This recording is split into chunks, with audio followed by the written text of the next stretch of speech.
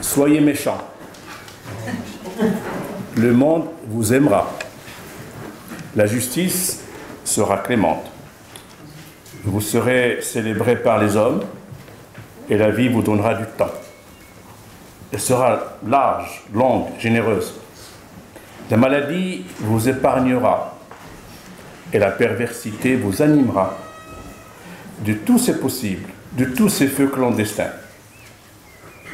Soyez cruels, personne ne vous résistera. Vous serez roi, assis sur le trône de l'obscénité, et on vous baisera les pieds. Vous aurez tout, la richesse et le pouvoir, l'or et l'argent, l'huile et le miel, la grandeur et le charisme.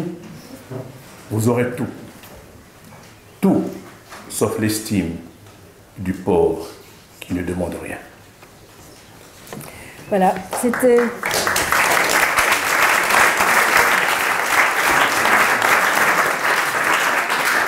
Je vous dis bonjour à tous, et c'était une entrée en matière façon Tahar Ben Jelloun. Ce qu'il m'a dit, je veux ni bonjour, je veux pas de présentation, j'ai une idée, j'ai un petit poème à offrir pour commencer. Et ce poème, il est très justement offert, parce que figurez-vous qu'il figure parmi une 80 poèmes que Tahar Ben Jelloun écrit depuis bientôt 1 an, à raison d'1 par jour, 2 parfois, et qui seront prochainement publiés. Donc vous avez eu droit à un inédit de Tahar Ben Jelloun pour commencer. Je pense que c'est une rencontre qui commence très bien. Vous dire quand même, je pense que vous le savez tous, aussi nombreux que vous êtes, que Tahar Ben Jelloun est donc un philosophe, un psychologue, un poète, un écrivain, qui a passé plus de 40 ans à Paris depuis 1971, plus de temps en Occident que dans son pays, vers qui il garde néanmoins toujours les yeux tendus depuis tout ce temps-là. Vous le savez, j'imagine, on a devant nous un prix Goncourt, le prix Goncourt 1987 pour La Nuit Sacrée. On a un membre de l'Académie Goncourt depuis 2008. On a à côté de moi, là, l'auteur francophone le plus traduit au monde dans une 40aine de langues, dont l'espéranto, ça ne s'invente pas. On a un homme qui a publié jusqu'ici une 50aine d'ouvrages, dont un en cours, je crois même un autre, à côté de celui des poèmes dont on a eu un petit extrait. C'est dire si c'est intimidant et si on se réjouit de faire avec lui un chemin entre l'Orient et l'Occident. Voilà, là j'avais prévu de vous dire d'applaudir Tahar Ben Jelloun, mais comme c'est... On y va. Oui aussi, vous l'avez compris, Tahar Ben Jelloun est un homme situé très exactement entre l'Orient et l'Occident, et donc au cœur de notre attention, ici, au Château Mercier, ces jours-ci. Vous n'êtes pas, Tahar Ben Jelloun, un homme attiré par les mondanités. Vous êtes un homme, vous l'avez dit tout à l'heure quand on discutait, très sollicité. Venir à Sierre, participer à ces rencontres Orient-Occident, c'est autre chose, c'est important pour vous? De toute façon, toute rencontre est importante. En général, je privilégie les rencontres avec les enfants parce que, ben oui, je vais vous dire une chose très simple, parce qu'avec les enfants, il y a de l'espoir. Avec des adultes, c'est peine perdue, mais enfin, on essaie quand même. Je veux quand même vous dire qu'on a admis ici que des adultes qui sont restés des grands enfants. Des grands enfants, oui. Non mais c'est vrai parce que la semaine dernière, j'étais dans un collège à Boissy-Saint-Léger, j'ai pris le RER, le fameux RER A, où il y avait beaucoup de noirs, et je me suis rappelé à ce moment-là une phrase d'un intellectuel français qui n'a pas peur de dire qu'il est raciste. Il a dit: quand je prends le RER, je me sens en apartheid. Il est blanc. Bon, donc je parle aux enfants parce que je pense que c'est le devoir de tout intellectuel, tout écrivain, tout poète. Il devrait aller parler à cette jeune conscience parce que je pense que le message passe bien. Ils ont besoin d'entendre des messages différents de ce qu'ils voient sur Internet, de ce qu'ils voient parfois. Ils ne regardent plus la télévision dans les enfants, c'est déjà pas mal, mais ils regardent pire, ils regardent le net, et ça, il faudra contrebalancer ce discours. Donc, venir ici, c'est un plaisir parce que d'abord, je découvre je connais Sierre, mais ce château est merveilleux. Et puis, pour essayer de parler de deux notions qui m'ont toujours posé problème parce qu'il faut les définir. D'abord, l'Orient. Quel Orient? Il y a l'Extrême-Orient, il y a le Proche-Orient, il y a l'Occident extrême qui est le Maroc, Al-Maghreb, c'est ça la définition du Maroc. C'est l'Occident extrême, Al-Maghreb, l'Aqsa, le plus loin possible. Et puis il y a l'Asie. Bon, l'Orient est très. Il y a quelque chose, il y a un malentendu autour de l'Orient.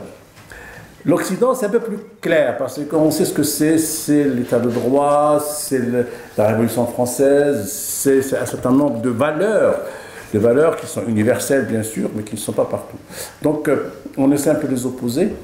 Mais en ce moment, j'avoue que les cartes sont brouillées, on ne sait pas très bien ce qui se passe dans le monde. Et ce qu'on appelle le dialogue entre les deux mondes se fait maintenant par pas un dialogue, c'est plutôt il y a beaucoup de fanatisme, beaucoup de violence, et on passe un moment un peu difficile. Et justement, des rencontres comme celle-ci, à vos yeux, elles ont un sens, elles ont un rôle à jouer? D'abord, nous sommes tous d'accord entre nous. Je ne pense pas qu'ici quelqu'un va se lever pour dire vive Daesh. Non. Donc on est consterné par ce qui se passe dans le monde. On est consterné. Et on se demande, la question la plus mystérieuse, la plus terrible que je me pose depuis quelque temps, c'est comment on arrive chez un jeune à faire changer l'instinct de vie par l'instinct de mort. Parce que nous avons tous un instinct de vie naturel, normal. Mais comment on arrive à un gamin de 20 ans, de 25 ans ou plus, à le convaincre que mourir vaut mieux que vivre, et encore tuer par sa mort. Sa mort n'est pas gratuite, il faut qu'il explose dans une mosquée, dans un marché, etc. Et ça, c'est quelque chose de terrible que personne n'avait prévu, ni l'Occident ni l'Orient. Et en plus, avant, on pensait que, comme disait l'abbé Pierre, il disait que c'est la misère qui donne parfois accès à cette espèce de folie et de misère psychologique. Mais c'est pas évident. Il y a des enfants de familles plutôt modestes, aisées, qui ont bien élevé, cultivé, qui ne sont pas délinquants, ni dealers de drogue, qui se sont retrouvés dans le djihad. Et ça, on ne comprend pas. On ne comprend pas parce que...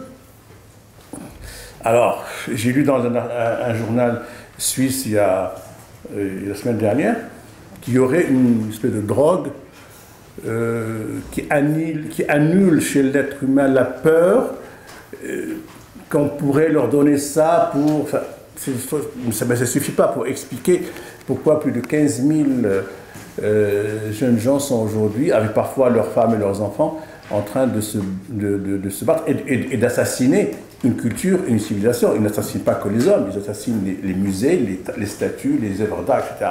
Alors comment on est arrivé à ça? On ne comprend pas.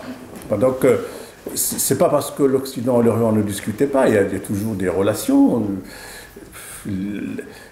Quand on voit quand même des grandes civilisations dans cet Orient, il y a des grandes cultures. Et pourtant, il y a cette barbarie qui est terrible. Mais vous qui vivez à Paris, en France, depuis 1971, vous en avez côtoyé de ces jeunes. D'abord, quand vous arrivez, vous allez à Gennevilliers, oui. Vous allez les rencontrer, vous avez quand même des indices, vous avez quand même des explications. Non, mais à l'époque, moi, quand je suis arrivé en France, je donnais des cours d'alphabétisation à des adultes. À l'époque, il n'y avait pas de famille. Et c'est après, avec Giscard d'Estaing, qu'il va y avoir le regroupement familial et les hommes vont faire venir leurs femmes et leurs enfants. Et c'est à partir de 1975 que l'immigration va changer de visage. Il va y avoir l'immigration d'un côté, c'est-à-dire les parents qui ont fait le voyage, et puis les enfants qui sont nés sur place et qui ne sont pas des immigrés. Ce sont des Français. Mais des Français de deuxième catégorie. Comme dans les marchands de fruits et légumes, parfois il y a des fruits qui ne sont pas formatés, on les met de côté. C'est ça un petit peu les enfants de l'immigration. On les a pas reconnus, on les a maltraités, on les a négligés, et ça depuis 40 ans que ça dure. Et Et c'est malheureusement, parmi cette jeunesse qu'on a recruté pas mal de djihadistes pour X raisons. Alors les raisons sont encore très très compliquées. Et donc, alors ce que on était quelques-uns à faire aussi des études sur le terrain. On a fait des rapports. Je me souviens entre 90 et 95. J'ai présidé une association qui s'appelait Banlieuscopie, c'était justement avec des sociologues sur le terrain, pour expliquer ce qui se passe dans les banlieues.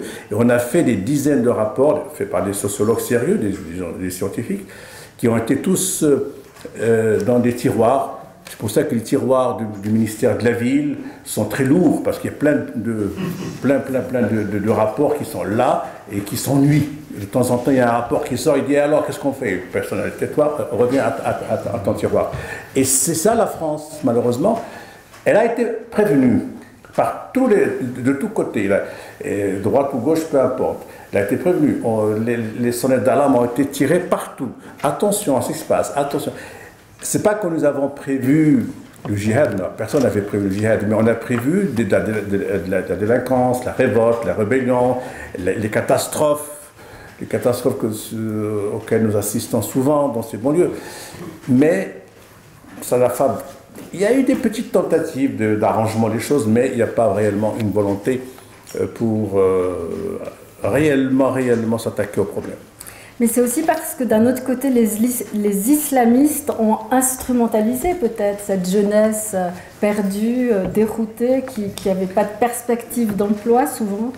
Alors, l'islam est une religion monothéiste comme les autres, sauf que les parents, les immigrés qui sont venus en France, sont venus avec cette religion dans leur habitude, dans leur rituel.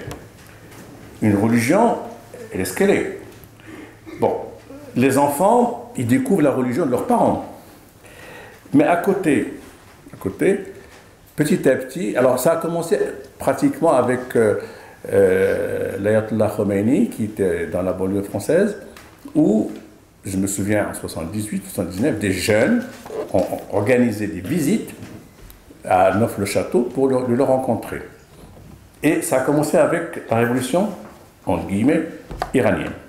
C'est à partir de ce moment-là que la jeunesse française, deuxième catégorie, va trouver dans l'islam une sorte d'identité culturelle, civilisationnelle, une identité que la France des droits de l'homme ne lui a pas donnée. Une valorisation. Oui, valorisation. Mais à côté de ça, il y avait des recruteurs.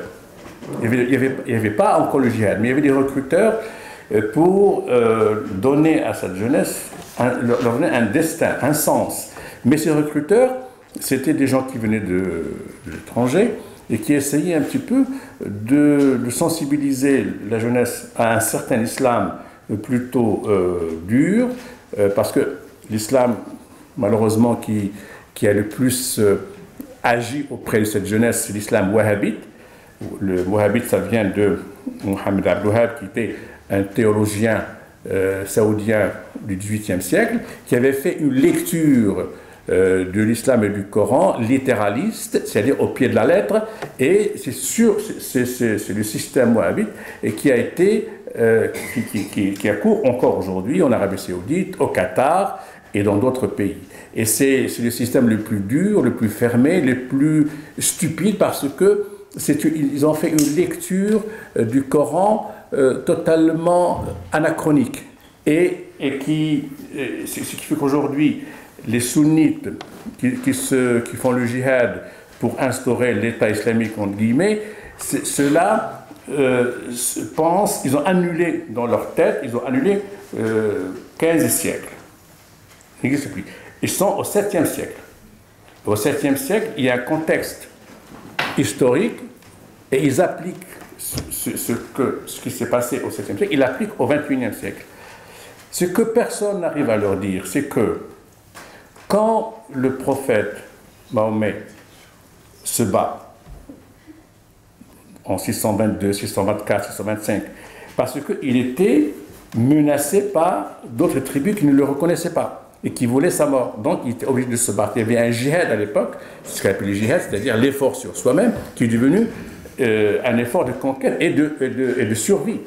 Et les choses étaient installées et inscrites dans le temps. Or, ce temps-là n'est pas celui d'aujourd'hui.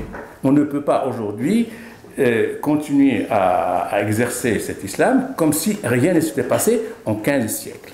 Alors, évidemment, aucune religion n'accepte de se réformer, mais rien n'empêche que les pratiquants de cette religion, eux, s'adaptent à la vie d'aujourd'hui et font de l'islam quelque chose, pas de moderne, mais au moins qui soit inscrit et installé dans le 21e siècle et non pas dans le 7e. Et ici, c'est comme s'ils profitaient du chaos, des événements, pour s'affirmer et pour se positionner. Alors, on va aller plus vite, très rapidement, sur Daesh et l'État islamique. C'est des gangsters, ni plus ni moins. Ce sont des gens qui ont fait fortune avec beaucoup de prises d'otages, que beaucoup de pays ont payé, avec les hold-up des banques, ils ont cambriolé les banques, et puis ils volent le pétrole irakien et maintenant syrien, parce qu'ils sont installés en Syrie. Et c'est des gangsters, c'est des business. Et ils sont ignorants en plus que l'islam, ils ne connaissent pas grand-chose, ils connaissent certains éléments qui ressortent, tout un discours qu'ils font. Mais moi je compare beaucoup plus Daesh à une secte malheureusement beaucoup plus dangereuse et beaucoup plus grave, parce qu'elle est importante, parce qu'elle s'étend, elle avance, elle fait des progrès, elle progresse, elle prend du terrain. Et les sectes, vous savez, l'Occident a beaucoup souffert. On n'en parle plus aujourd'hui parce que je pense que les choses se sont un petit peu calmées, mais il y a eu une période où des sectes amenaient vers la mort, des suicides collectifs, des centaines d'adultes, de gens en principe raisonnables, normaux, etc., et qui se retrouvaient sous la coupe d'un gourou. C'est ce qui se passe un peu maintenant avec ces gens-là. Et on sent dans votre temps, j'étais par hasard avec vous à midi, vous étiez avec Younes à Jaraï, vous évoquiez la situation du Maroc aujourd'hui. Il y a une colère, il y a une inquiétude qui, je dirais, galopante, c'est peut-être exagéré, mais enfin qui grandit par rapport à, par exemple, comment vous analysiez le printemps arabe au début 2011. Alors, le cas du Maroc est un peu à part parce que le Maroc, il a un petit peu anticipé le printemps arabe. Il faut dire que le roi est très intelligent, il a tout de suite compris, il a pigé, et il a fait des réformes qu'il fallait, il a présenté une nouvelle constitution, etc. Bon. Et il y a eu quelques éléments qui n'étaient pas d'accord, qui ont fait des manifestations, mais ça n'avait rien à voir avec l'ampleur de ce qui s'est passé en Égypte, où il y a eu des centaines, des millions et des millions de femmes et d'hommes qui étaient sortis pendant des mois et des mois à la place Tahrir et qui ont voulu vraiment une nouvelle vie. Malheureusement, l'Égypte, la révolution n'a pas eu lieu et c'est le système militaire, autoritaire qui se poursuit. Avant c'était Moubarak, après il y avait Morsi, maintenant c'est Sisi, c'est le même système. Bon. Le seul pays que le printemps peut-être a donné quelque chose à ce pays, c'est la Tunisie. La Tunisie, malgré bien sûr les menaces qui continuent, des salafistes, des djihadistes, des gens qui sont prêts à tuer le maximum de gens, eh bien, pourquoi la Tunisie? Parce que d'abord, la Tunisie, c'est un petit pays. Deuxièmement, c'est un État. Troisièmement, c'est un pays qui a eu la chance d'avoir un président, Bourguiba, qui a fait, dans les années 60, qui a donné à la femme des droits qu'aucun pays arabe ni musulman n'avait donné à l'époque, et qui a le code de famille du monde arabe le plus juste et le plus, disons, équilibré de tout le monde arabe et tout le monde musulman. Et puis c'est le seul pays qui a maintenant une constitution où ils ont pu inscrire dans la constitution la liberté de conscience, ce que le Maroc n'a pas réussi à faire, parce qu'au Maroc, nous avons des islamistes qui ont hurlé lorsque la Constitution s'était réunie pour écrire une nouvelle Constitution. Eh bien, la Tunisie, ils ont réussi à avoir. Or, au Maroc, malheureusement, on a beaucoup de progrès à faire. On n'a pas le droit de venir à la télévision et dire « je ne crois pas en Dieu ». On n'a pas le droit. On n'a pas le droit de dire je suis athée, on n'a pas le droit de dire non, on n'a pas le droit parce que la liberté d'expression existe, mais avec des limites. Et cette liberté de conscience que nous voulions, nous, instaurer au Maroc, n'a pas pu avoir lieu, malgré quand même, il y a au Maroc des tendances, il y a des luttes. D'un côté, nous avons un islamisme un peu mou. Mais vous savez, les mous sont aussi dangereux que les durs, parce qu'ils arrivent quand même à faire du mal, à faire des dégâts. Et l'islamisme aujourd'hui est contrecarré par une politique assez efficace et réaliste du palais, qui lui continue d'avancer et de faire des choses. Il n'attend pas, c'est-à-dire il laisse les gouvernements et le Parlement s'agiter, mais c'est le palais qui décide tout. Alors bon, on peut discuter, on peut critiquer, mais on est dans une situation un peu difficile. On ne sait pas si ça va éclater, mais c'est vrai qu'au Maroc, il y a une violence, il y a un mécontentement, malgré les progrès qui ont été faits. Et il y a eu quand même du Maroc, il y a plus de 1000 Marocains qui sont partis se battre en Syrie et en Irak, et tout le monde craint le retour. Et vous disiez tout de même tout à l'heure que, par exemple, cette loi qui interdit pendant le ramadan aux musulmans de manger en public, par exemple, elle existe depuis longtemps, elle n'était pas forcément respectée, alors qu'aujourd'hui, vous disiez, ça ne nous viendrait pas à l'idée. Ce serait une provocation d'aller fumer une cigarette dans un café aujourd'hui devant des gens qui jeûnent. Alors, en Algérie aussi, c'est puni par la loi, dans tout le pays musulman, c'est puni par la loi. Mais en Tunisie, je ne pense pas que quelqu'un... Enfin, je ne pense pas que la Tunisie, elle permet le fait de ne pas faire le ramadan dans la mesure où les gens ont la liberté de croire ou de ne pas croire. Nous sommes obligés d'être musulmans et d'être des bons musulmans. Et ça, il n'y a rien à faire. C'est-à-dire qu'il y a une telle pression sociale dans le pays. Moi, je le vois quand j'ai des amis qui sont de bons croyants et tout. Très difficile de discuter avec eux. Très, très, très difficile. L'esprit voltairien n'est pas passé, l'esprit rabelaisien n'est pas passé, l'esprit de Montaigne ne passe pas non plus. Et nous sommes dans... J'ai l'impression que la religion au Maroc apaise un peu les tensions et en même temps retarde le progrès social du pays. C'est-à-dire que moi je dirais, bon, ben, chacun fait ce qu'il veut avec sa religion. Moi je ne suis pas pour interdire ou quoi que ce soit, mais qu'on puisse se respecter mutuellement. Je ne suis pas obligé de faire comme toi, je ne suis pas obligé de m'habiller comme toi, je ne suis pas obligé de voiler ma femme ou ma soeur ou ma mère. Enfin, mais ça, c'est très difficile à dire. Et vous dites aussi surtout ne pas mélanger politique et religion, l'apaisement... Bah oui, la laïcité, c'est ça, c'est la séparation du religieux et du domaine public.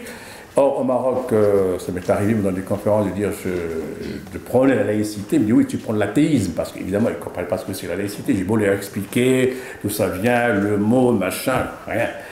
Il y a une tension, et ça vient du fait que la culture en tant que domaine d'épanouissement, de liberté, de création, est en retard. Elle est empêchée, elle ne s'épanouit pas.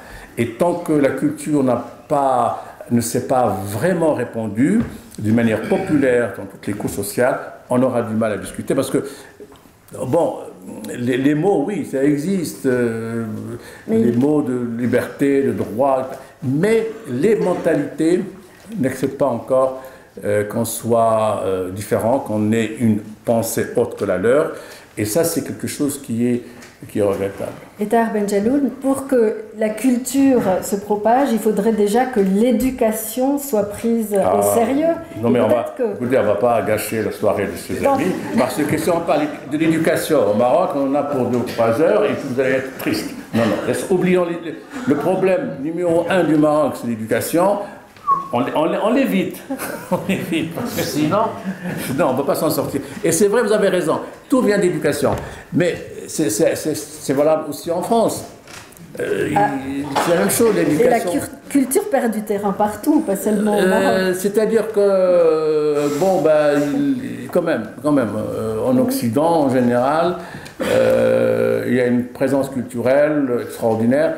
Je ne sais pas, moi, quand je vois des queues interminables devant le Grand Palais à Paris, ou le musée d'Orsay, ou le Louvre, les gens font la queue pendant des heures et des heures pour voir une œuvre d'art, c'est magnifique, c'est extraordinaire. Ben nous, on a un petit musée qui vient à peine d'ouvrir, on n'a pas ça, on n'a pas cette habitude, on n'a pas cette tradition, on a d'autres choses peut-être, mais la culture, c'est ce qui peut sauver un pays, une société. Bien. Vous me rassurez parce que je vous signale que c'est quand même vous qui êtes un peu parti sur ce terrain-là, alors que nous, on est aussi venus ici pour vous rencontrer. Alors, si vous êtes d'accord, on va refaire avec vous votre chemin de l'Orient à l'Occident. On s'arrête où on veut, on court là où on veut, mais j'ai quand même envie de revenir à Fès, où vous naissez dans un Maroc, c'était en 1944, où il n'y avait pas de voiture. Alors, c'est pas né en 44 d'abord, c'est une erreur. 34. Non, je suis né en 47, mais voilà une histoire qui est typiquement marocaine. Donc j'y suis pour rien, on est d'accord. Non, c'est pas pour vous. Partout, Wikipédia, partout, mais 44, ça fait fuir toutes les femmes. Et 70 ans, ça sonne lourd. Bon. Non, j'étais petit, avec mon frère, on allait à l'école coranique, ce qui était normal, à Fès, et tout. Et un jour, le frère, vous savez, le maître d'école, paf, il m'a donné un coup avec son bâton, et ça a un petit peu saigné ici. Je rentre à la maison en larmes, et mon père m'a dit, mais c'est un sauvage, plus jamais tu mettras les pieds dans cette école coranique. Moi, j'étais soulagé, mais j'avais pas... Non, mon frère allait rentrer à l'école franco-marocaine, fils de notable, c'était comme ça. Mais il fallait qu'il m'inscrive dans cette école. Et pour cela, il fallait me vieillir un peu pour que je puisse avoir accès à l'école franco-marocaine. Et à l'époque, on n'avait pas d'état civil. Ça se passait en 51, 52. Et il m'a vieilli de 2 ou 3 ans comme ça. Et il a fait chez le Moqaddem un papier comme ça, comme je suis 47, et 44, et ça me poursuit jusqu'à aujourd'hui. Donc je suis un peu un faux jeune ou un faux vieux, je ne sais pas. Mais... Donc vous passez encore moins de temps que j'imaginais à Fès, mais vous en avez encore des images. Non, oui, bien sûr, c'était important. Enfin, c'était très important. Dites-nous. Et c'était une... Alors pour moi, Fès, c'était le 9e siècle, éternel, statique, qui ne bouge pas. 9e siècle, 1808, la fondation de Fès, ville bien structurée, mais rien ne bouge jusqu'à aujourd'hui. Et en 1955, on est parti à Tanger, et Tanger, c'était déjà l'Europe, c'était déjà l'Occident, c'était déjà... il y avait, portée d'oiseaux de l'Espagne. Il y avait des voitures, il y avait des gaz d'échappement. J'adorais cette odeur de diesel. Vous arrivez d'une ville du 9e siècle, je me retrouvais au 20e siècle, c'était extraordinaire. Et puis il y avait beaucoup de blondes, des filles magnifiques qui passaient, des Espagnols, des Français, des Américains. Alors j'avais 9 ans, je sais pas. Et puis je regardais. Oui, mais j'étais ébloui par cette ville, par la lumière, par la mer et tout. Et c'est là où je crois que j'ai rencontré l'Occident dans le sens très large du terme, c'est-à-dire Tanger était international. Alors c'était magnifique. On voyait des films américains en version originale. Alors moi qui étais un cinéphile pur et dur, c'est formidable, les autres râlaient. Il dit, ah non, mais il faut que... Alors évidemment, quand je projetais un film, au ciné-club, je projetais un film japonais, il dit, vous ne voulez pas que le japonais parle français, ça ne va pas. Et donc, c'était une ville assez extraordinaire. Et j'ai appris quelque chose dans cette ville. Il y avait donc là, un quartier, dans Tanger, il y avait un quartier où on achetait et vendait de l'argent. Et ça, pour moi, à 9 ans, je ne comprenais pas comment on pouvait acheter de l'argent. Je me suis dit, quand même, la peseta aujourd'hui à 140. 140 de quoi? Il me dit, alors mon père me dit, si tu veux acheter des dollars, tu dois donner 140 pesetas. Après, je lui dis, mais pourquoi ça monte et ça descend et tout? Alors, c'était bizarre. Il y avait évidemment une place financière assez importante qui, après, va se déplacer à Gibraltar. Mais il y avait toutes ces nations qui étaient là. Et c'était vrai, une ville avec beaucoup de monde. Il y avait On avait plusieurs nationalités. Il y avait le palais, il y avait un palais qui était tenu par les Italiens, il y avait l'hôpital espagnol, il y avait bien sûr les Français, il y avait les Américains, il y avait une délégation américaine magnifique dans la vieille ville. On savait que tous là-bas étaient de la CIA. Et on était cernés par les étrangers, mais on aimait bien ça parce que, comme enfant, on était gâtés parce qu'il y avait des films, il y avait des spectacles. On avait avant tout le monde, vu chanter Dario Moreno. Vous ne connaissez pas Dario Moreno? Mais c'était quelqu'un qui venait chanter à Tanger. Il y avait Aznavour qui venait chanter, il y avait Beko. On était gâtés. Mais parce que vous viviez dans un milieu quand même privilégié. Avec pas du tout. Mon père était un petit commerçant de rien du tout. Non, mais tous les jeunes de Tanger y avaient à portée de main cette possibilité. Mais c'était d'abord, il y avait une chose. On avait à Tanger M. Cohen qui avait les cinémas. Il possédait les cinémas de Tanger. Alors il y avait deux catégories de cinéma. Il y avait les cinémas pour les gens friqués et les cinémas pour les pauvres. Et alors, il y avait les cinémas Luxe, Roxy, Goya, des trucs comme ça. Et puis il y avait Capitole et Alcazar, qui étaient deux petits cinémas populaires. Alors qu'est-ce qu'ils faisaient? Ils passaient les films pendant 2-3 semaines, Mauritanie aussi. Une semaine dans les grands cinémas, où on payait très cher. Cher à l'époque, c'est comme si 10 € d'aujourd'hui. Et juste à la fin, avant que le film ne reparte, ils le passaient dans les petits cinémas populaires où on payait une peseta ou deux. Donc c'était extraordinaire. Ce qui fait que toute ma culture cinéphilique est acquise dans ces deux cinémas populaires. Et alors il y a une petite anecdote. En 1956, lorsqu'il y a eu la guerre entre Israël et les Arabes, vous savez, ça s'appelle la triple agression américaine, israélienne et française contre les Arabes, à ce moment-là, tout le monde a dit on va boycotter les cinémas de Cohen. Personne ne va y aller. Alors, les gens viennent comme ça. Moi, j'ai dit oh là là, c'était un acte de militant pour les Palestiniens, on ne va pas entrer dans le cinéma des Juifs, etc. Bon, regardez ces cinémas, il y avait un film avec Gary Cooper, on me dit, oh là, je rate un bon film à cause de la Palestine, regardez comme ça. Et puis, arrive M. Cohen, qui était un vieux monsieur avec un chapeau noir et une petite canne comme ça, il arrive, ils font la foule, on est très nombreux, et il demande aux deux, ceux qui vendent des billets, il dit, aujourd'hui, le cinéma est gratuit. On est tous rentrés, on s'est précipités. On a oublié la Palestine, bien sûr. C'est quelqu'un qui avait compris le pouvoir de la culture. Oui, mais c'est extraordinaire. Tout le monde était content, j'imagine, d'être à Tanger. Vous aviez plusieurs frères et sœurs. J'ai 2 frères et une sœur. Mais qui m'accompagnait. Enfin, il y avait un frère qui m'accompagnait un peu dans cette aventure à Tanger. Ma sœur est restée à Fès. Et notre frère était plus grand et il s'est déjà marié. Donc finalement, dans toute cette histoire, il n'y avait que votre maman, qui était née à Fès, qui, elle, sera déracinée jusqu'à la fin de sa vie. Mon père aussi ne se sentait pas... C'était comme les immigrés qui n'arrivaient pas à s'adapter à Tanger, parce que pour eux, Fès, c'est la ville des villes, c'est la ville de la civilisation, de la culture, tout ça, des traditions. Et se retrouver dans cette Tanger... Alors, moi j'étais content, mais eux n'étaient pas contents. Mais c'était pour des raisons économiques, donc il n'avait pas le choix. Oui, il n'avait pas le choix, on ne pouvait pas... de déménager.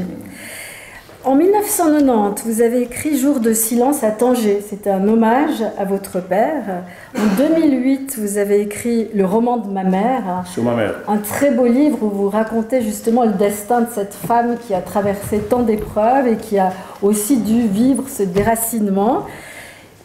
Il vous a fallu beaucoup de temps pour écrire ces 2 livres parce que c'est des livres très personnels, parce que c'est encore plus difficile de parler de quelqu'un qu'on aime. Non, vous savez, d'abord, ce ne sont pas des livres ni sur ma mère ni sur mon père strictement. Parce que le romancier, c'est quelqu'un qui prend une histoire, soit qui lui est arrivé, ce qui lui est arrivé à son voisin, et qui la raconte. Moi, j'ai voulu raconter l'histoire de ma mère, mais je suis parti de ça. Mais en l'écrivant, je me suis rendu compte que je ne connaissais pas grand-chose sur ma mère. Parce qu'il a fallu qu'elle tombe dans l'Alzheimer et commence un peu à délirer pour que elle disait des choses incohérentes. Et je parlais avec mes frères, je dis, mais c'est vrai ce qu'il disait. Ah oui, peut-être, etc. Et là, j'ai oublié le destin de ma mère et j'ai imaginé une vie de cette femme, son enfance, son mariage, ses déceptions. Tout ça. De veuvage. Oui, et j'ai raconté tout ça. Et c'est en fait le livre de toutes les mères. Alors c'est pour ça qu'il est traduit dans plusieurs pays, parce que finalement, ce n'est pas uniquement ma mère qui était en cause, c'est toutes les mères, c'est toutes les personnes qui sont arrivées vers la fin de la vie. Et ma mère disait une chose très juste, je ne comprenais pas quand j'étais petit, elle disait que Dieu me donne la santé, l'âge et la santé, c'est-à-dire que l'âge soit au niveau de la santé. Et non pas le contraire, c'est-à-dire qu'elle ne puisse pas être âgée et malade. Et j'avais eu du mal à comprendre ça. Et c'était quelque chose, parce qu'elle a souffert comme beaucoup des millions et des millions de personnes qui arrivent vers la fin dans une dégradation physique et mentale. Et ça, je voulais raconter ça parce que ça concerne beaucoup de monde. D'accord. J'aimerais revenir à votre... Oui, ça concerne beaucoup de monde. Mais sauf que dans le livre, là, il y a une opposition entre l'Occident et l'Orient. C'est justement, je raconte l'histoire d'un ami suisse. J'avais visité sa mère à Lausanne et je ne comprenais pas la relation qu'il avait avec cette mère. Et cet homme voyait rarement sa mère. Qui était pas malade, elle va mourir brutalement d'une crise cardiaque. Et le jour où elle est morte, il était dans un restaurant, et lui jouait au ping-pong. On l'appelle, lui dit, téléphone, il va au téléphone, il dit, votre maman est décédée. Il dit d'accord, il termine sa partie de ping-pong, et après il va à la morgue la chercher. Et ça, c'est occidental. J'ai quand même envie de vous dire que je ne connais pas beaucoup d'occidentaux dans mes connaissances qui auraient réagi comme ça. Non, c'est d'extrême. Charles Mella le connaît peut-être, Roland Jacquard, pour ne pas le nommer. Mais c'est quelque chose qui m'a tellement choqué, j'ai dit ça, jamais ça n'arrivera chez nous. C'est ça, l'Orient, vous savez, il y a eu... quand j'allais retrouver mon traducteur en Suède, parce que mon traducteur, le pauvre n'est plus de ce monde, il me disait à chaque fois, je dis, mais tu vois tes parents tout le temps, toutes les semaines? Et toi, il me dit, la dernière fois, j'ai vu il y a 2 ans, j'ai passé Noël avec eux, j'ai dîné, et je dis, mais comment est-ce possible? Évidemment, j'ai compris que la vie de la famille s'est déstructurée, n'existait plus, que les relations qui peuvent parfois être lourdes, qui peuvent être embarrassantes, que nous avons en Méditerranée, l'amour très étouffant, on embrasse beaucoup, on serre beaucoup, non. Eh bien, on ne l'a pas dans les pays nordiques. On n'a pas, peut-être en Suisse allemande, je dirais peut-être. Allemande. Mais en même temps, il y a cette relation extraordinaire qui est irrationnelle. Et j'ai du mal maintenant avec mes enfants.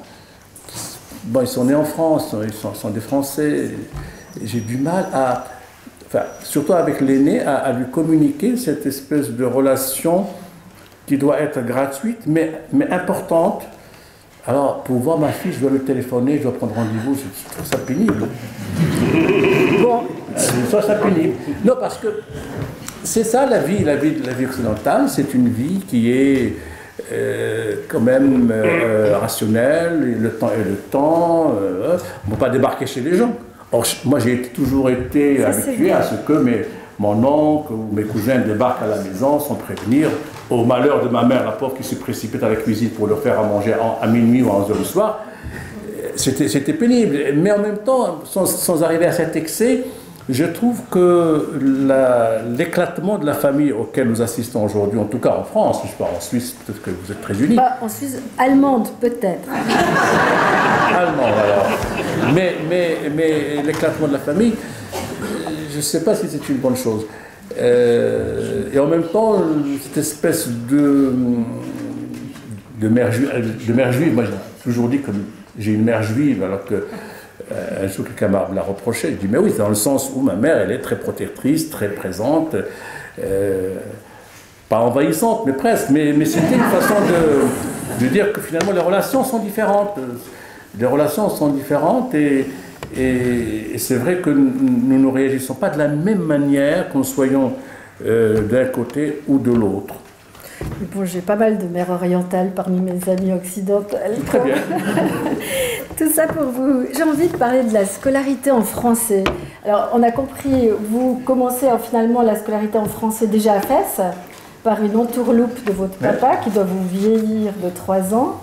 Et puis après, c'était évident, c'était de continuer à vous scolariser en français, d'apprendre la philosophie en français, d'enseigner la philosophie en français. Oui, mais ça c'est... Ben, la France était présente au Maroc d'une manière plutôt légère, parce que c'est pas comme l'Algérie, où l'Algérie c'était une colonisation de peuplement, avec une guerre terrible qui va... et une mémoire blessée à jamais. J'ai jamais réglé le problème entre l'Algérie et la France. Nous, c'était un protectorat, pas très méchant. Et puis nous profitions de sa langue. Et mon père me disait, il ne faut pas négliger la langue arabe. Je dis, oui, mais la langue arabe, je la connais. Mais j'ai envie d'apprendre la langue de l'autre. Et c'est vrai que quand j'ai commencé à écrire, j'étais arrivé en français. Alors j'ai écrit dans des... Je n'avais pas de vocation pour devenir écrivain, ce n'était pas du tout ma passion, quand j'étais vraiment très jeune. Mais des circonstances ont fait que je me suis retrouvé dans une prison militaire pendant 2 ans, à peu près, un peu moins de 2 ans, et qu'on n'avait pas le droit de lire ni d'écrire, et on ne savait pas si un jour on allait être libéré, parce qu'on c'était pas on n'était pas là après un procès, on nous a jetés pour nous punir. Et je me suis dit, je vais laisser des traces. Alors j'écrivais en cachette des bouts de papier, des poèmes et tout ça. Et en sortant on nous a libérés, je me souviens, un jour de janvier 1968. Et j'avais ramassé une centaine de petits bouts de papier comme ça. Je les ai mis au propre et je les ai envoyés à Abdelatif Labi, que vous avez écouté hier, et qui avait à l'époque la revue Souffle. Et il l'a publié. Et c'est comme ça que, grâce à Abdelatif, et grâce, entre guillemets, à la prison militaire, je suis entré dans la littérature. Parce que quand j'ai publié ces poèmes, les gens ont réagi. Ils disent, ah, mais c'est bien, c'est pas mal, qu'est-ce que tu vas faire maintenant? Ah bon, il faut écrire, il faut continuer? Ah bon, ben, il faut que je continue. Et je commençais j'ai pris plaisir à écrire finalement, parce que je me suis dit, les gens ont envie que je leur écrive quelque chose. Ça a commencé comme ça. Et après, j'ai continué. Et c'était en 65, au moment où vous vous faites arrêter avec une centaine... J'étais arrêté en juillet 66. C'est-à-dire, juste après les événements de 65, il y avait des manifestations. Et comme j'étais au bureau de l'UNEM, alors tous ceux qui étaient au bureau de l'Union des étudiants marocains, qui était dans le syndicat des étudiants, ont été arrêtés et punis. On était 94, et punis par Oufkir et Hassan II. Et punis, c'est-à-dire maltraités, frappés, bref, toutes les saloperies qu'on peut faire à des jeunes pour leur faire... regretter de s'être opposé au régime de Hassan. Et là, quand vous allez être libéré en 68, en janvier, vous allez encore passer en tout cas 2-3 ans à Tanger ou à Rabat? Non, tout de suite j'ai terminé ma licence de philo, j'étais nommé professeur de philosophie à Tétouan. Et puis après à Casablanca, mais j'ai très peu enseigné à Casablanca parce qu'il y avait des manifestations tous les jours et la police rentrait jusque dans les classes pour suivre les élèves. Et à ce moment-là, j'ai dit c'est pas possible. Ils ont commencé à arrêter, les intellectuels. Et à ce moment-là, enfin pas enfui, mais à l'époque il n'y avait pas besoin de visa pour aller en France. En septembre 71. J'ai pris ma valise et je suis allé en France. D'abord, je me suis inscrit pour faire une thèse et en même temps, je me suis installé. Et vous arrivez en France, vous étiez prévenu, ça a été un choc. Vous vous rappelez du premier contact? Oui, je connaissais la France parce que je venais faire des stages au ciné-club. J'étais... Bon, je venais... Mais j'ai découvert une France beaucoup plus accueillante que celle d'aujourd'hui. Parce que vous, par exemple, dans Partir, dans le roman, oui. vous racontez la désillusion, comment les jeunes maghrébins peuvent idéaliser l'Occident et comment ils sont souvent quand même... D'accord, on a au Maghreb, en tout cas en Égypte, on a une idée de l'Occident qui est assez fausse, assez, ne correspond pas à la réalité. D'abord, l'Occident, les valeurs de l'Occident, c'est-à-dire la liberté, l'état de droit, la démocratie, ne lui appartiennent pas en propre. Il n'a pas le monopole de ces valeurs, elles sont universelles. Et quand on entend parfois les hommes politiques dire la démocratie n'est pas bonne pour les Africains ou les Arabes, c'est une forme de racisme, ça a été dit. Et les gens pensent que l'Occident, finalement, c'est l'idéal. Or, en Occident, c'est pas l'idéal parce que ces valeurs sont détournées. Quand on voit par exemple comment la démocratie en Italie a pu servir un voyou et un truand, comme Berlusconi pendant 20 ans, on voit que la démocratie est complètement détournée de son sens réel. Nous, dans le monde arabo-musulman, on détourne l'islam, eux, ils détournent la démocratie. On se retrouve finalement. On a des détournements qui se regardent en ancien de faïence. Et ça continue aujourd'hui encore parce que c'est incroyable le nombre de... C'est-à-dire que les hommes politiques européens en général, surtout français, italiens, sont là non pas pour l'intérêt national, pour le bien national, mais pour leur carrière. Ils se croient au cinéma, ils font une carrière cinématographique, ils sont là, il faut passer à la télévision. Un jour paraît-il, un homme politique a dit, un chef politique a dit à quelqu'un, un ministre, il dit tu passes pas à la télé, ce qui se passe là, tu vas perdre ton poste si ça continue comme ça. Et ça prouve que les valeurs de la démocratie, le respect de la volonté du peuple n'existent plus. Il y a des magouilles, on contourne, on détourne, on est tout le temps en train de frauder la loi, de faire des astuces pour ne pas se faire attraper, etc. Et ça, c'est décevant. Et j'ai pas envie que cette espèce de défaillance de la démocratie soit l'idéal des jeunesses arabes ou musulmanes. Vous-même, en 1999, je le dis à la Suisse, vous aviez été tenté par la politique d'une certaine façon quand Romano Prodi vous convainc de figurer sur sa liste. Non, c'est symbolique parce que Romano Prodi, c'était un ami sympathique et un jour m'appelle, me dit écoute, viens, on va... Parce qu'il y avait à l'époque la Lega de Lombardie, la Lega qui était raciste et très... me dit ce serait bien qu'il y ait un arabe qui se présente dans la marque. Alors j'ai joué le jeu pendant 2 mois, j'ai fait une campagne électorale avec lui et Francesco Rutelli. Ça m'a permis un peu en tant que romancier, de voir un peu les arcanes et les coulisses de la politique. Mais c'était pour ça très bien que je n'allais pas être élu.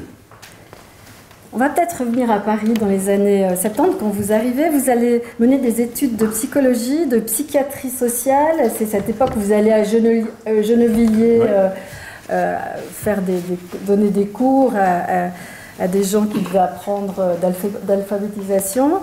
C'est aussi là que vous forgez finalement une posture d'écrivain en rencontrant ces gens, en étudiant ces gens. C'est pas que j'ai étudié, j'ai les écouté. Alors je me souviens, on était des militants à l'époque, vraiment, c'était le cas de dire, on allait sacrifier nos samedis et dimanches, passer à Gennevilliers à la bourse de la CGT, et on leur apprenait à lire et à écrire, et à la fin du cours, ils venaient tous nous poser des questions sur la vie, sur la solitude, sur plein de choses. Et j'ai compris que, ces gens-là souffraient non pas d'analphabétisme, mais souffraient de solitude affreuse. Et c'est là où j'ai écrit La plus haute des solitudes, c'est-à-dire j'avais en face de moi des hommes déracinés, exploités, qui travaillaient comme des dingues dans les usines. Et ils avaient les droits qu'avait le prolétariat français de l'époque, mais dont on se méfiait et qui n'avaient pas une existence reconnue et réelle. Et c'était criminel la manière dont la France de l'époque le considérait. Alors ce qui fait qu'il a fallu le premier choc pétrolier de 1973 pour que les gens se rendent compte qu'il y avait des Arabes immigrés qui travaillaient dans ce pays et qui construisaient la France. Et il y a eu l'été 73, il y a eu une descente de commandos fascistes à Marseille, où il y a eu 8 Maghrébins assassinés. Et ça, on l'a oublié. Ça a été un massacre gratuit. Vous savez, si on commence à comptabiliser le nombre... Vous savez, j'ai publié un livre en 81 qui s'appelle « Hospitalité française ». Je n'ai fait que reproduire dans les 2 premières pages les rapports de la gendarmerie et de la police sur les attentats racistes. Il y en avait à peu près 150. Il y avait 2 pages comme ça, avec le nom, le jour, la sentence, la mort ou la fin. Eh bien, ce livre a été boycotté par plusieurs libraires, qui ont dit « c'est un livre contre la France ». Tout simplement, je rappelais ce que des Français ont fait à des étrangers, à des Portugais, à des Espagnols, à des Marocains, à des Sénégalais, etc. Et ça on n'aime pas tellement le rappeler. Et à ce moment-là, cet engagement professionnel, il prenait plus de temps que l'écriture, ou comment vous gériez? À quel moment vous vous mettez à écrire? Moi, j'écris tout le temps. Je suis un bosseur. Je ne sais pas m'arrêter. J'ai jamais pris de vacances. Je ne sais pas. Moi, j'écris. Pour moi, j'ai besoin. C'est ma respiration. Il faut que j'écrive. Et quand il y a tellement de sujets qui vous préoccupent, Oui, il faut que j'écrive. J'aime raconter des histoires en plus, ça m'amuse, ça me plaît. Et vous disiez tout à l'heure, assez immédiatement, vous écrivez en français. Bah oui, parce que franchement, oui, j'aurais pu écrire en arabe, j'aurais mal écrit, parce que je ne maîtrise pas l'arabe au point d'écrire un roman ou un poème. Donc j'aurais été un très mauvais écrivain. En français, j'essaie un petit peu, je maîtrise un peu mieux, peut-être. Et puis en français, je suis traduit. Aujourd'hui, les écrivains arabes sont très peu traduits, vous savez très bien. Il y a un discrédit qui est lancé sur le monde arabe. Et ils ont réussi, les salopards de Qaïda et de Daesh, à dénaturer totalement et entièrement l'image du monde arabo-musulman. C'est-à-dire aujourd'hui, la suspicion pèse sur tout ce monde-là. Et on confond les émirs saoudiens avec le malheureux travailleur émigré, etc. Donc il y a être aujourd'hui arabe et musulman, ça pèse très lourd et on est suspecté tout de suite et immédiatement. Bon, moi j'ai déjà passé 1 heure dans une espèce de cage à l'aéroport de Newark. J'étais assez malin, j'ai pas branché, j'ai rien dit, je savais que l'Amérique, il ne faut pas protester, j'ai dit voilà, j'ai attendu, mais pendant 1 heure, je me suis angoissé, parce qu'avec avec un Ben comme ça, Ben Laden et Benjelloun, c'était cousins peut-être, je ne sais pas, mais alors aller dire à un Américain que ça n'a pas de lien, que moi je suis Maroc, lui des Saoudiens, je disais rien, j'étais là, bon, mais j'étais allé pour des conférences à Princeton, donc j'essayais un peu de... J'ai donné la lettre d'invitation de Princeton, et il me dit, on s'en fout. Je vais avant tout, arabe, donc suspect. Bon, comme ça. Mais moi, c'est arrivé à des milliers de voyageurs. Et ça, vous savez, c'est très lourd à porter. C'est très lourd.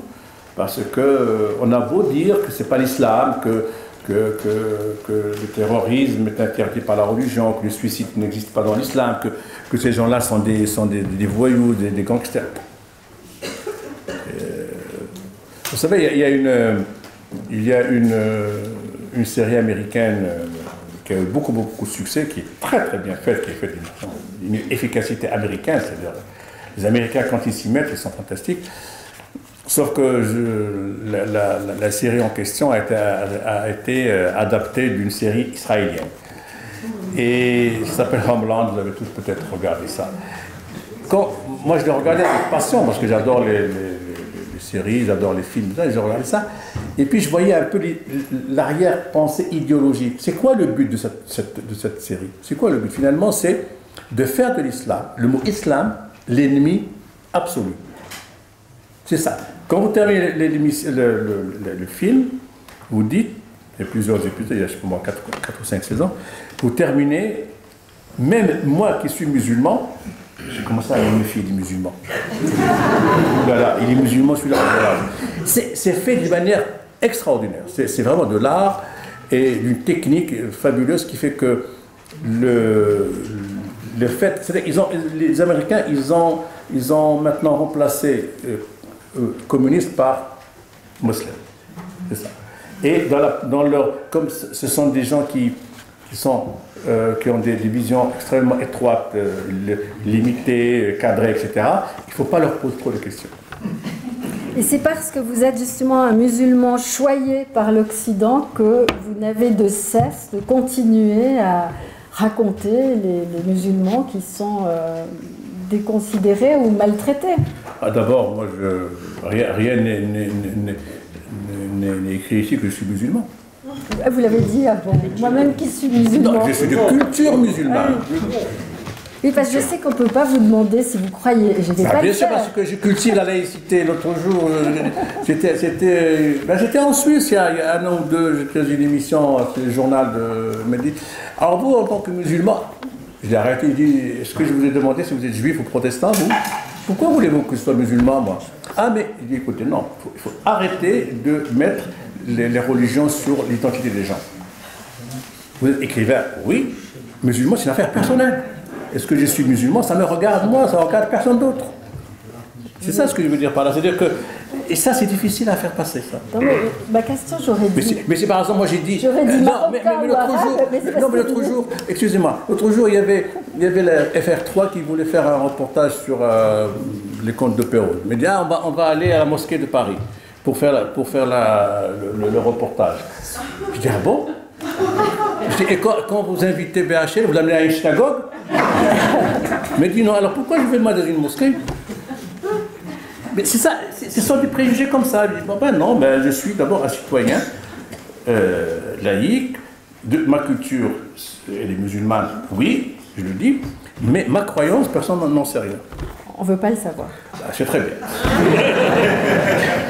Et ça ne vous aura pas empêché toute votre vie d'essayer d'apporter votre pierre à l'édifice et de lutter contre les préjugés. Voilà, quand vous faites le racisme expliqué à ma fille, à Myriam, aux enfants et à leurs parents, j'ai fait un travail vraiment pédagogique d'historien, même si je ne suis pas historien, mais j'essaie un petit peu de me faire aider par les livres d'histoire, parce que je lutte contre l'ignorance. Le livre sur l'islam, ça expliqué aux enfants et à leurs parents, eh bien, je mets au défi quelqu'un s'il trouve une erreur, parce que ça a été vu et corrigé et revu par des spécialistes d'histoire, pour que je donne d'une manière excessivement claire, pédagogue, simple, directe, je raconte l'histoire. Je ne prends pas position, je ne dis pas que l'islam est la meilleure des religions ou la pire, je ne dis rien. La même chose pour le racisme, mais c'est un petit peu d'expliquer comment ça vient, comment ça naît, comment ça monte, les mécanismes qui font qu'on devient raciste, comment lutter, etc. Donc c'est un travail qui n'est pas un travail de romancier. Moi j'aurais préféré écrire un roman, mais non, mais j'ai passé 6 mois à écrire l'islam ou le racisme. C'est pour ça que quand vous écrivez mes contes de Perrault, après des événements difficiles, après avoir écrit plusieurs livres plus difficiles, c'est tout d'un coup une sorte de répit que vous vous octroyez, un plaisir. Bien sûr. Et vous dites aussi, à propos de ce livre d'ailleurs, que c'est le livre le plus autobiographique que vous avez fait. Dans quel sens? Il faut le lire, et puis derrière. Ben non, mais les contes de Perrault, moi, quand j'étais petit, je trouvais ça un peu ridicule, toutes ces histoires-là, machin. Mais je les ai appropriées et je les ai totalement orientalisées, c'est-à-dire je les fait un petit peu à la mille et une nuit, avec un peu de prétention. Et je trouve qu'il faut l'adapter à notre imaginaire oriental, c'est ça. Alors évidemment, le petit chaperon rouge, ça devient la petite à la burqa rouge. Et le loup, dans le conte, le loup, c'était un taliban, hirsute, et bon, et la morale n'est pas la même que celle de Perrault. Enfin, bon. Et il y a même pour commencer un conte qui n'est pas tout à fait de Perrault, où vous racontez votre pseudo-grande-tante qui vous racontait des histoires et qui vous a donné peut-être le goût C'était une femme extraordinaire parce que c'était une SDF qui venait un jour à la maison à Fès et dit « Je suis la tante de votre père ». On n'avait aucun moyen de vérifier, on l'a adoptée. Elle nous racontait des histoires. Et un jour, elle a disparu d'ailleurs, comme elle est arrivée. Un jour, avant qu'on parte à Tanger, elle a disparu, on ne l'a jamais retrouvée. Je suis en train de remettre mon plan à jour. Non, ça on a déjà tout fait, c'est très bien. Non mais pour cette histoire de... bon, je vois par exemple ici, le thème c'est Orient-Occident. Et je me dis, finalement, qu'est-ce qu'on peut s'apporter les uns les autres? C'est ça ce qui est intéressant, parce qu'on peut faire les choses. C'est vrai que l'échange est important. En arrivant tout à l'heure, vers midi, il y avait quelqu'un qui faisait une conférence sur le soufisme. J'ai entendu Ibn Arabi, ou j'ai entendu... Vous avez oui, on est passé. Entendu, hein. Et c'est important de rappeler toute la dimension soufie de l'islam et de la culture musulmane, et de rappeler aussi l'extraordinaire art de la miniature persane, qui dément totalement, d'une façon manifeste, qui dément cette espèce de préjugé qui dit que l'islam, on ne peut pas représenter, enfin la représentation est interdite, la photographie est interdite, la peinture est interdite. Tout ça c'est complètement faux. Non faux. Et quand on voit l'art du tapis encore persan, parce que c'est quand même une très grande civilisation, on s'imagine quand même que ce sont des artisans qui ont fait ça, ce sont des artistes anonymes, extraordinaires.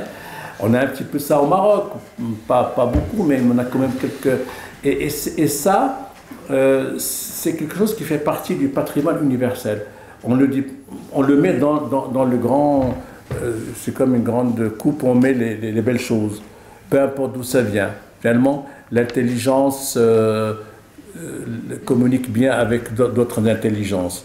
Ce dont il faut absolument se méfier et empêcher, c'est que l'ignorance envahisse les mentalités.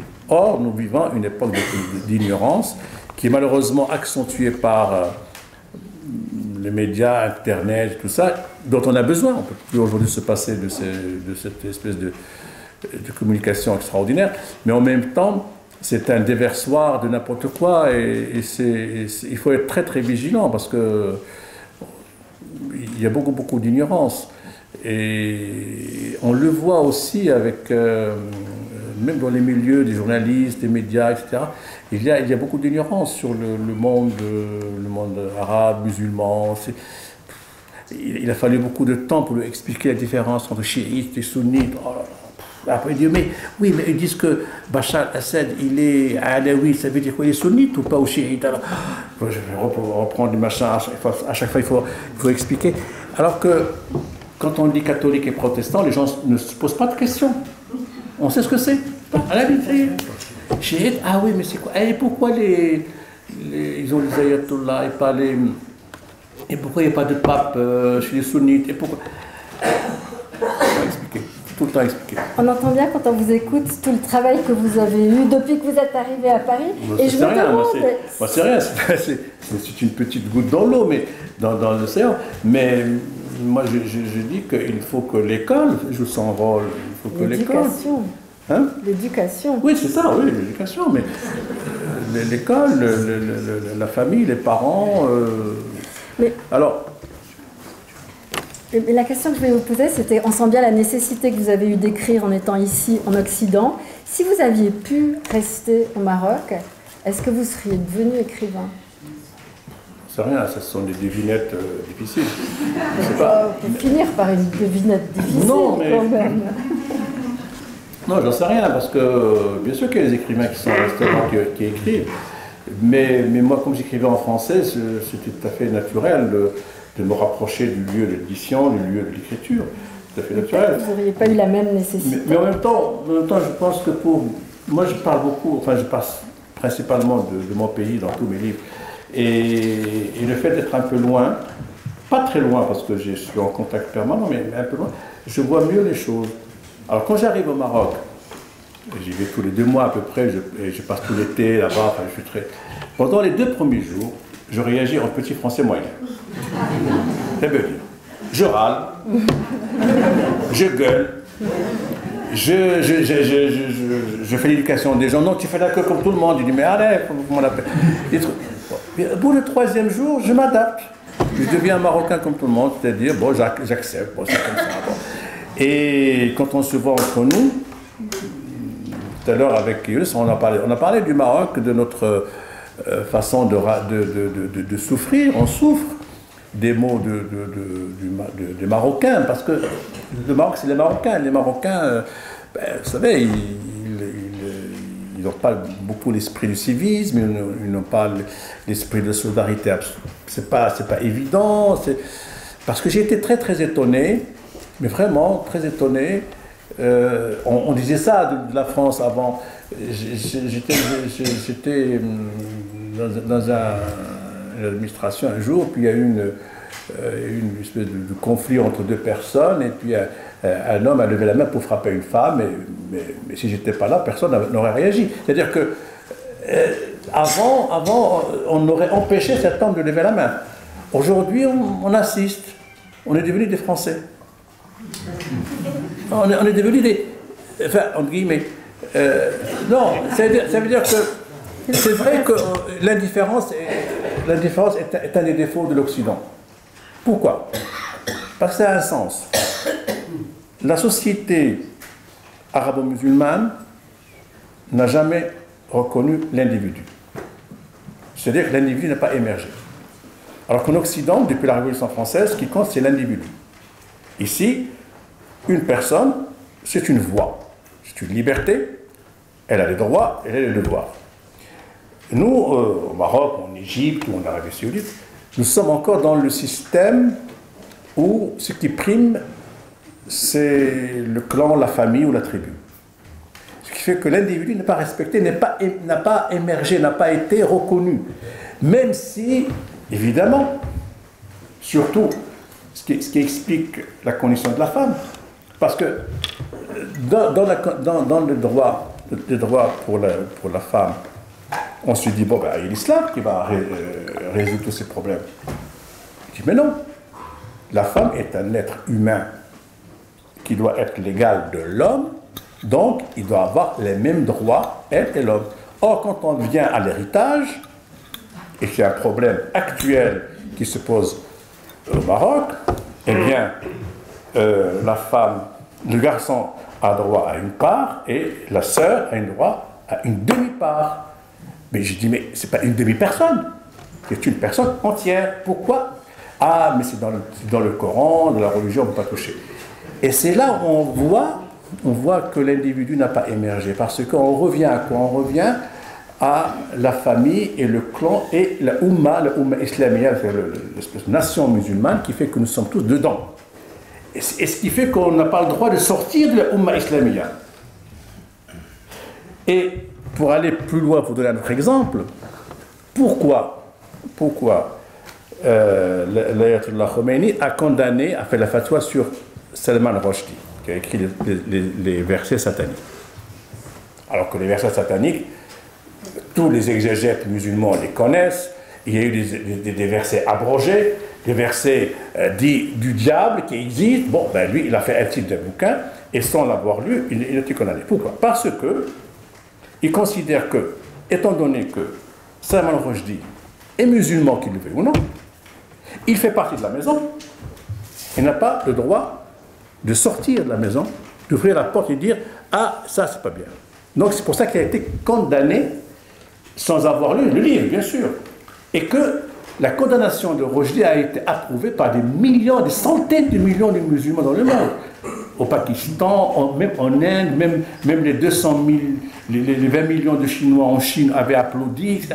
Parce qu'il y a cette notion de Oumma qui fait que l'individu n'a pas droit à l'existence. L'individu n'est pas reconnu. Or, quand je dis que Salman Rushdie est un individu, ça veut dire qu'il c'est une liberté. Il a le droit de s'exprimer, de dire ce qu'il veut. Il a la conscience à lui.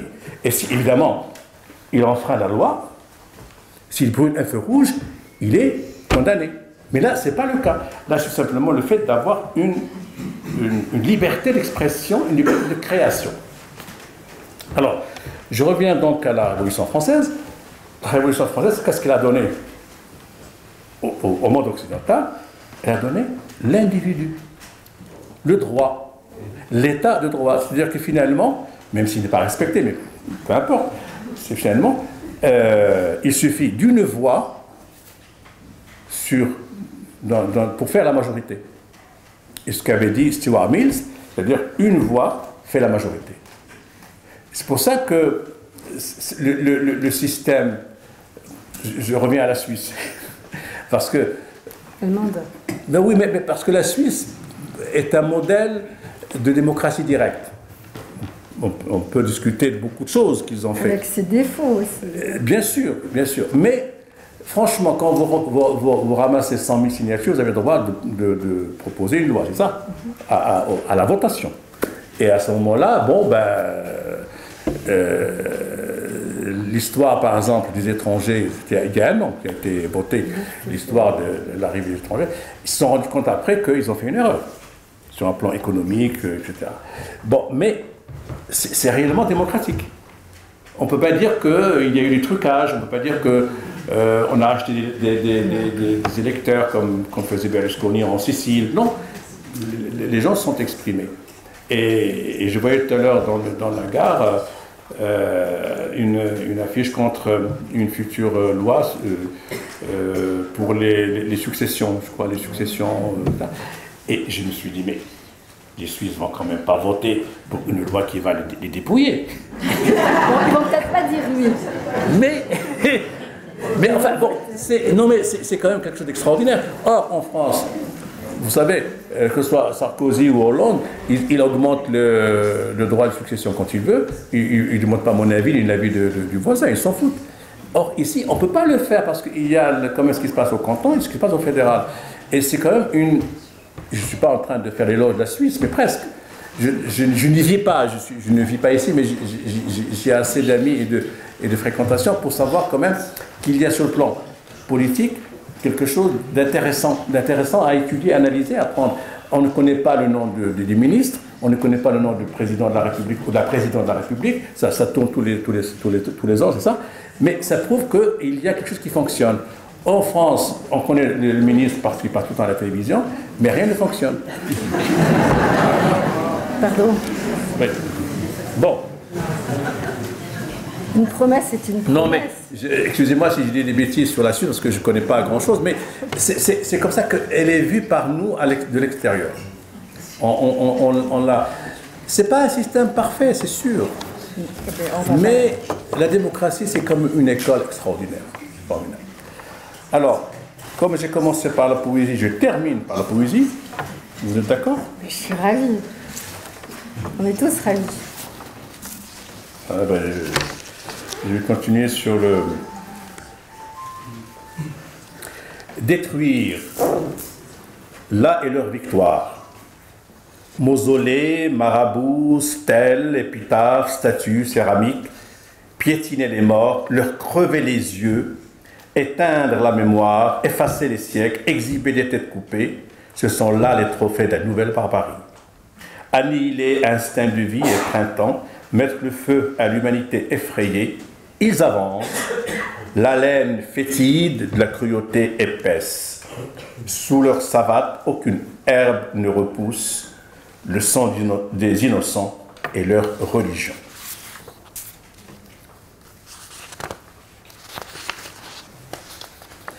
La violence est la plus vieille locataire du monde. Elle est vie et rupture, brutale et gratuite. Son pacte avec la mort est aussi ancien et l'homme s'étonne, oublie de regarder derrière lui, pense que l'avenir sera meilleur, que l'homme deviendra humain, que les États ne seront fondés que sur le droit, que la justice sera là, dans un fauteuil fleuri, dans la maison de la vérité, sereine et juste, précise et implacable, ce n'est qu'un rêve que fait l'homme depuis qu'il a ouvert les yeux et le cœur.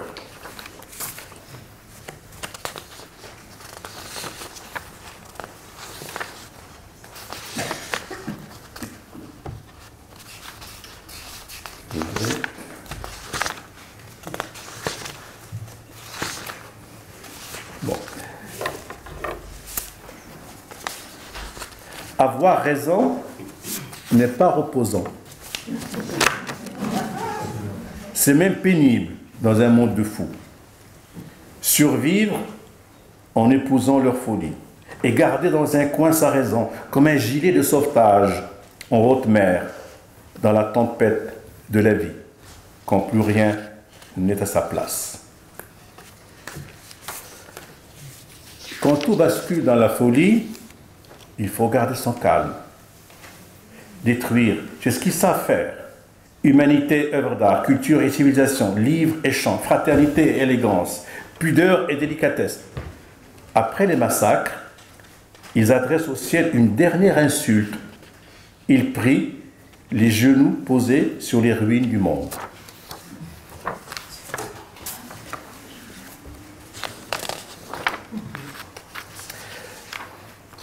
Le rêve de l'artiste est d'être l'arbre qui rassemble et mûrit les fruits tombés trop tôt. Être l'arbre et son ombre, les branches et le soleil, le parfum et le chapeau de paille. Être libre, la mémoire en fuite et les moineaux déroutés par le vent.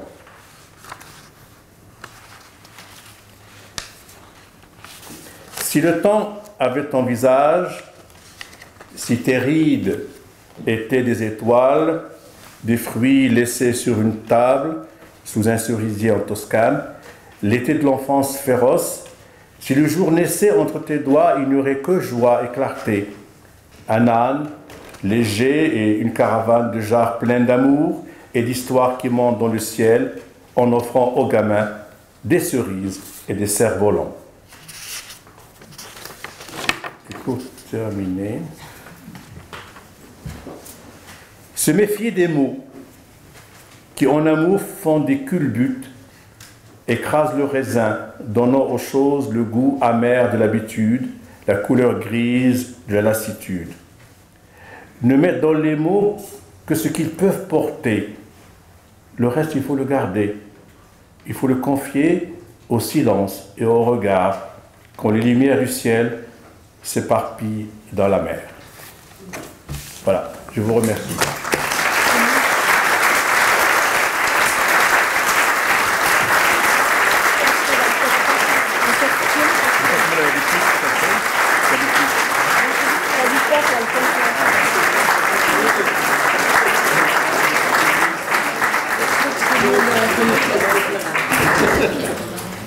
Alors à ce stade-là, j'ai besoin du grand maestro parce que je suppose que vous auriez des questions, mais je sais... Ça se fait? Oui, ça se fait. Alors, ça se fait. Même ici. Oui, oui.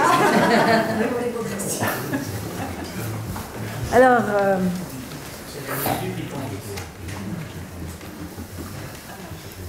qui se lance? Il y a un moment de...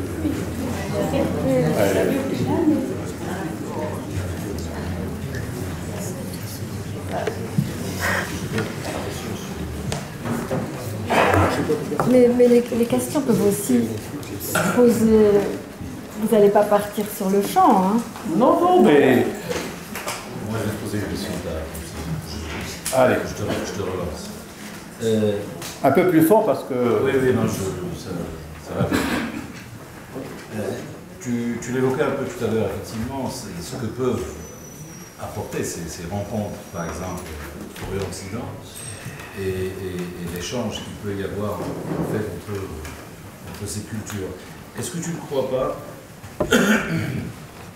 que la relation précisément telle qu'elle a évolué, ce qu'on appelle l'Orient avec beaucoup de guillemets, ce qu'on appelle l'Occident avec beaucoup de guillemets, est un peu déséquilibrée et du fait, non pas de l'Occident, mais de l'Orient, j'allais dire. C'est-à-dire que je vais être un peu provocateur, mais est-ce qu'on n'a pas, en Orient, un peu l'avantage de connaître les penseurs occidentaux, les films occidentaux, l'histoire occidentale, les chansons occidentales, et qu'à l'inverse, il y a une méconnaissance, effectivement, de cet Occident par rapport à ce que c'est que les réalités, si j'ose dire, et bien évidemment les philosophes, les penseurs, les écrivains, etc.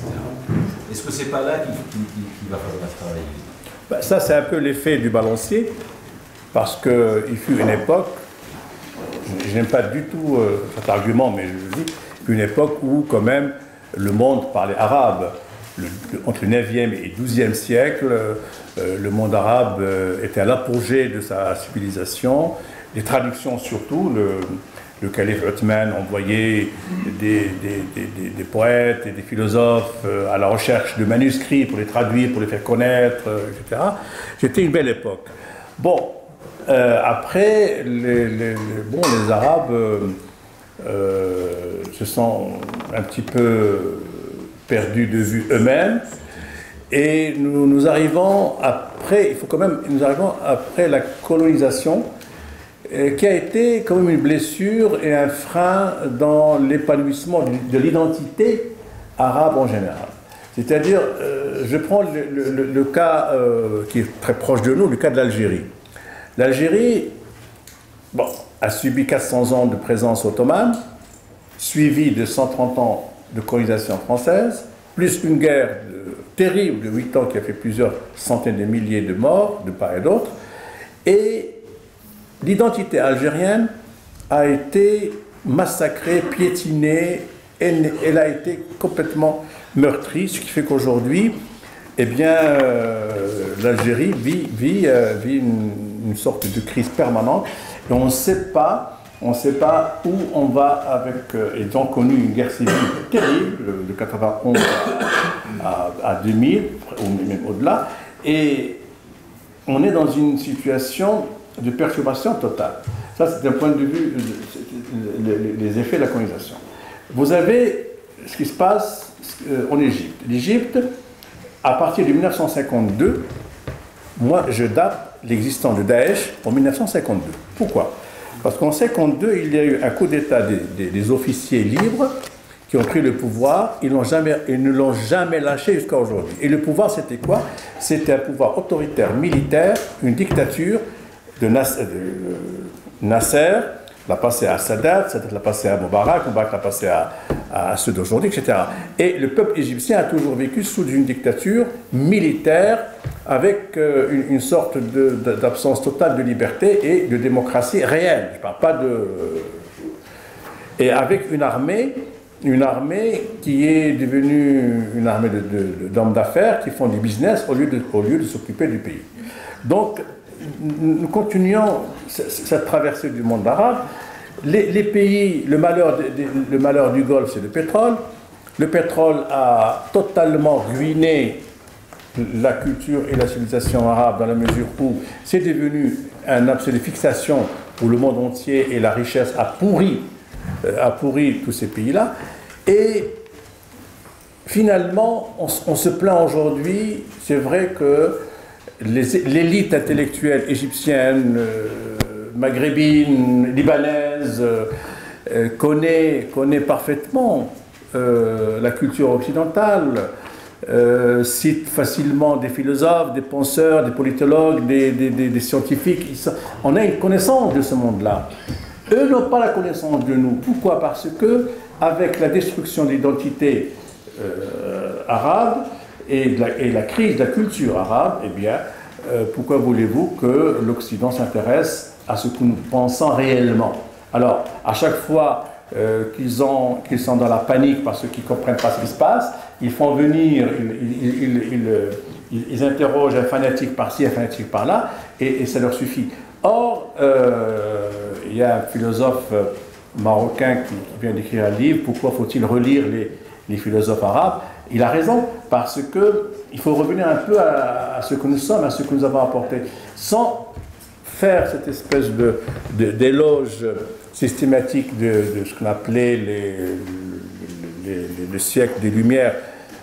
Les lumières se sont éteintes il y a longtemps, et pour beaucoup de monde, pas uniquement pour l'Orient. Aujourd'hui, les seules lumières qui scintillent, c'est celle de Wall Street, c'est celle du pognon, c'est tout. Et le reste, bon, ben, les valeurs et tout, on les détourne, c'est ce que j'ai dit tout à l'heure. Ce qui fait que c'est vrai que les Américains, prendre cela, ne traduisent pratiquement plus aucun auteur arabe, peut-être,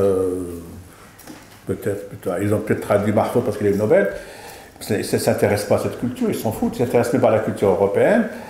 Les pays occidentaux non plus, enfin ils suivent un peu l'Amérique, ce qui fait que c'est vrai que la culture arabe elle-même est en crise, mais elle n'est pas prise en compte, ça c'est vrai.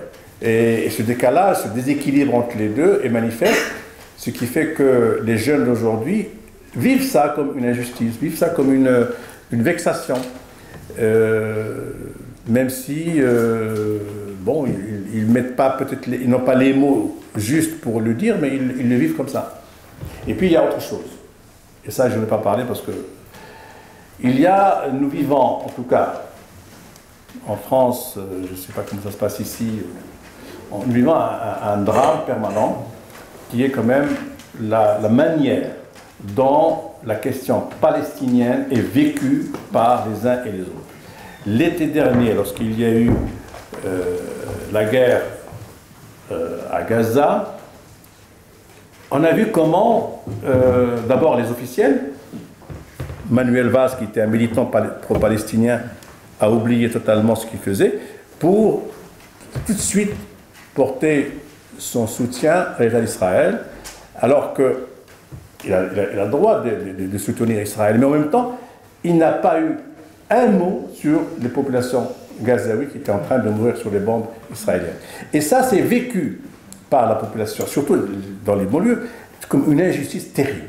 Terrible, qui fait que ça provoque de l'antisémitisme. Parce qu'ils disent deux poids, deux mesures. Pourquoi les médias ou les hommes politiques français finalement réagissent quand Israël est attaqué, et quand les Palestiniens reçoivent des bombes, eh bien, on se tait. Et ça, c'est perçu comme une prise de position de l'Occident contre l'Orient. En quelque sorte, de façon un peu, peut-être exagérée, peut-être mal perçue, mais c'est vécu. Et moi, qui vais dans les écoles des banlieues, oh là là, j'entends des choses terribles. Je suis obligé de dire attention, attention. Il y a un État, qui est à l'Israël, qui existe, qui est là. Il a une politique que vous avez tout à fait le droit de critiquer, mais il ne faut pas confondre citoyens israéliens et juifs, parce que là, vous faites l'antisémitisme. Je dis, oui, mais pourquoi, il y a un gosse qui me dit, mais pourquoi M. Valls a dit, quand on est antisioniste, on est antisémite? C'est vrai que là encore, il y a du travail à faire, parce qu'on peut ne pas être d'accord avec n'importe quel État du monde. Mais ne pas faire le terrorisme de dire simplement si vous critiquez la politique israélienne, vous êtes antisémite. Non, ça c'est d'une espèce de terrorisme intellectuel qui fait un mal fou à l'intérieur des populations arabes, immigrées ou pas, parce que c'est perçu comme ça un peu partout. Et ça, il y a cette espèce de culpabilité européenne à l'égard des Juifs qui fait que leur position est forcément déséquilibrée. Madame ? Monsieur.